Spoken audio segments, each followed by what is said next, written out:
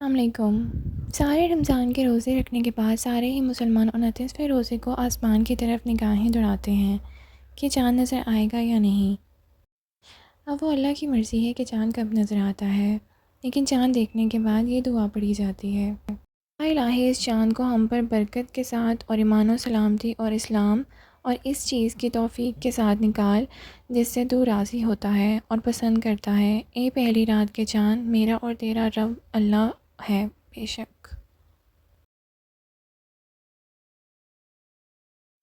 ناظرین، چاند رات جسے ہم لہو لعب، کھیل کود اور عید کی شاپنگ اور خریداری وغیرہ جیسے کاموں میں گزار دیتے ہیں، اپنے اندر بے پناہ فضائل و انعامات اور بے شمار فوائد و برکات سموئے ہوئے ہے۔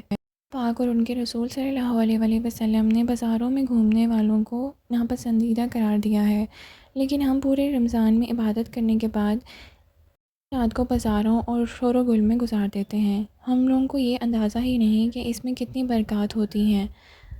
یا شیطان زنجیروں سے کھلا ہوتا ہے اور وہ ہم سے کیا کچھ نہیں کروا سکتا۔ ہم یہ ساری چیزیں ہی ایک طرف ڈال کے بازاروں میں نکل جاتے ہیں عید کی شاپنگ کرنے۔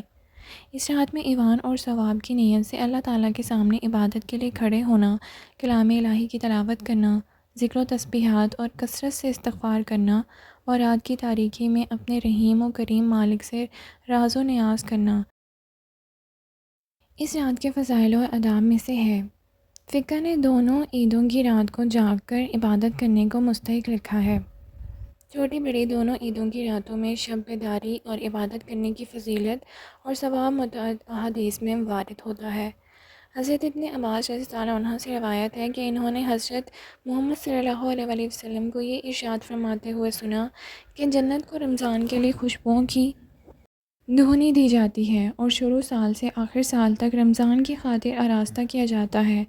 بس جب رمضان المبارک کی پہلی رات ہوتی ہے تو عرش کے نیچے سے ایک ہوا چلتی ہے جس کا نام مشیرہ ہے، جس کے جھونکوں کی وجہ سے جنت کے درختوں کے پتے اور کواڑوں کے حلقے بجنے لگتے ہیں، جس سے ایسے دل آویز سریلی آواز نکلتی ہے کہ سننے والوں نے اس سے اچھی آواز کبھی نہیں سنی ہوگی۔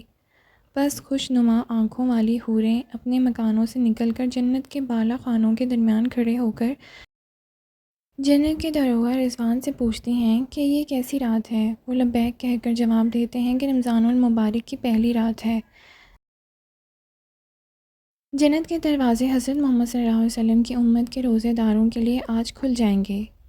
حضور پاک صلی اللہ علیہ وسلم نے ارشاد فرمایا، حق تعالیٰ داروغہ رضوان سے فرمایا دیتے ہیں جنت کے دروازے کھول دو، اور مالک یعنی جہنم کے داروغہ سے فرما دیتے ہیں حضرت محمد صلی اللہ علیہ وسلم کی امت کے روزے داروں پر جہنم کے دروازے بند کر دو، اور حضرت جبرائیل علیہ السلام کو حکم ہوتا ہے کہ زمین پر جاؤ اور سرکش شیاطین کو قید کر دو اور ان کے گلے میں توق ڈال کر دریا میں پھینک دو تاکہ یہ حضرت محمد صلی اللہ علیہ وسلم کی امت کے روزوں کو خراب نہ کر سکیں۔ نبی کریم صلی اللہ علیہ وسلم نے یہ بھی ارشاد فرمایا کہ حق تعالیٰ رمضان کی ہر رات میں ایک منادی کو حکم فرماتا ہے وہ 3 مرتبہ یہ آواز لگائے: ہے کوئی مانگنے والا جس کو میں عطا کروں؟ ہے کوئی توبہ کرنے والا کہ میں اس کی توبہ کو قبول کروں؟ ہے کوئی مغفرت چاہنے والا کہ میں اس کی مغفرت کر دوں؟ کون ہے جو غنی کو قرض دے، ایسا غنی جو نادار نہیں، اور ایسا پورا پورا ادا کرنے والا جو ذرا بھی کمی نہیں کرتا؟ حضور پاک صلی اللہ علیہ وسلم نے ارشاد فرمایا، حق تعالیٰ رمضان میں روزانہ افطار کے وقت ایسے 10 لاکھ آدمیوں کو جہنم سے خلاصی رحمت فرماتا ہے جو جہنم کے مستحق ہو چکے ہوتے ہیں، اور جب رمضان کا آخری دن ہوتا ہے تو یکم رمضان سے آخری رمضان تک جس قدر لوگ جہنم سے آزاد کیے گئے ہوتے ہیں ان کو برابر اس ایک دن میں آزاد فرماتا ہے۔ عید الفطر یعنی چاند رات کو حدیث شریف میں لیلۃ الجائزہ یعنی انعام والی رات کہا گیا ہے، گویا اس رات میں اللہ تعالیٰ کی طرف سے اپنے بندوں کو انعام دیا جاتا ہے، اس لیے بندوں کو بھی چاہیے کہ وہ اس رات کی حد درجہ قدر کریں اور اسے غنیمت سمجھیں کہ یہ رات بھی دیگر راتوں کی طرح خصوصیت عبادت میں مشغول رہنے کی ہے، نہ کہ ہلڑ بازیاں کرنے کی۔ شعار المکرم کی چاند رات یعنی شب عید الفطر یعنی عید کی نماز سے پہلے جو رات آتی ہے وہ رات کو لیلۃ الجائزہ انعام کی رات قرار دیا گیا ہے۔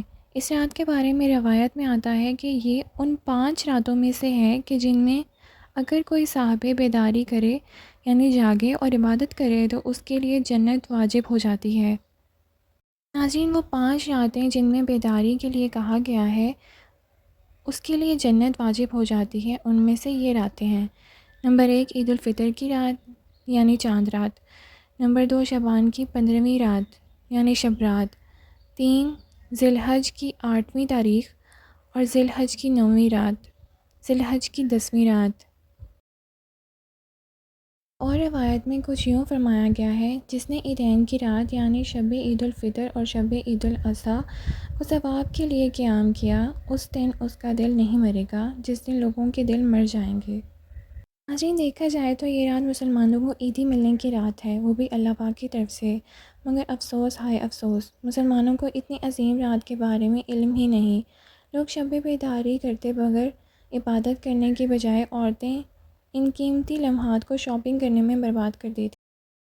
دوسری طرف مرد بازاروں میں گھوم کر بد نگاہ جیسا بدترین گناہ میں پڑ جاتے ہیں، اور کچھ لوگ رات کو بیٹھ کر عید کے دن فلمیں، گانے، کانسرٹس ایٹسٹرا گناہوں بھری جگہوں پر جانے کے منصوبے بنا کر اللہ کے قہر و غضب کو ابھارنے کے کام کرتے ہیں۔ آج کے دور میں جب عبادت کرنا بالکل نہ ہونے کے برابر ہو گیا ہے، ہم کہیں اپنے عبادت کیے ہوئے کو ضائع تو نہیں کر رہے؟ پورے رمضان میں عبادت، اللہ کے آگے جھکنا اور عید کے دن وہ سب برباد کر دینا۔ لیکن مومن کی یہی نشانی ہے کہ وہ غور و فکر کرتا ہے اور بھیڑوں بکریوں کی طرح دوسروں کے پیچھے نہیں چل دیتا۔ ہو سکتا ہے کہ آج آنے والی رات لیلۃ الجائزہ کی رات ہو۔ آپ سے التجا ہے کہ اگر رات کو جاگ کر عبادت نہیں کر سکتے تو کم سے کم رات کو گھر سے باہر نکل کر اس رات کو گناہوں میں نہ گزاریں۔ کوشش کریں کہ اس رات کو ہر بڑی رات کی طرح، یہاں تک کہ ہر روز عشاء اور فجر کی نمازیں جماعت کے ساتھ ادا کریں، تاکہ وہ عادت نہ چھوٹے جو رمضان میں بنی تھی۔ اللہ پاک ہم سب کو ہدایت کی توفیق عطا فرمائے۔ اگر آج چاند رات ہوتی ہے تو میری طرف سے آپ سب کو چاند رات مبارک ہو۔